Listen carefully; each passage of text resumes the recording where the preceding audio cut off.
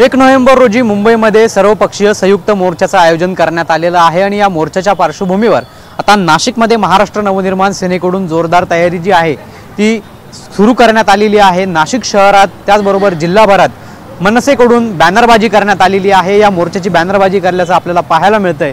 यामध्ये आपण जर बघितलं तर संयुक्त मोर्चा, मतसुरी, सत्याचा मोर्चा अशा पद्धतीचा मजकूर जो आहे तो पाहायला मिळतोय। चला मुंबई अशा पद्धतीचा देखील मजकूर जो आहे तो आपल्याला या बॅनरवरती पाहायला मिळतोय।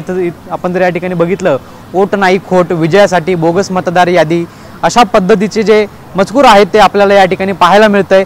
खोट्या नाही खऱ्या मतदारांची लढाई अशा पद्धतीचे जे मजकूर आहेत ते आपल्याला मनसेने लावलेल्या या बॅनरबाजीवरती पाहायला मिळतंय। या बॅनरच्या माध्यमातून सर्व मतदारांना त्याचबरोबर मनसेचे पदाधिकारी असतील, कार्यकर्ते असतील, अन्य सर्वपक्षीय जे कार्यकर्ते पदाधिकारी असतील त्यांना आव्हान केलं जात असल्याचं कुठेतरी एकंदरीतच आपल्याला या बॅनरच्या माध्यमातून पाहायला मिळतंय। कॅमेरा पर्सन आकाश ओवलेसह पवन येवले, TV9 मराठी, नाशिक।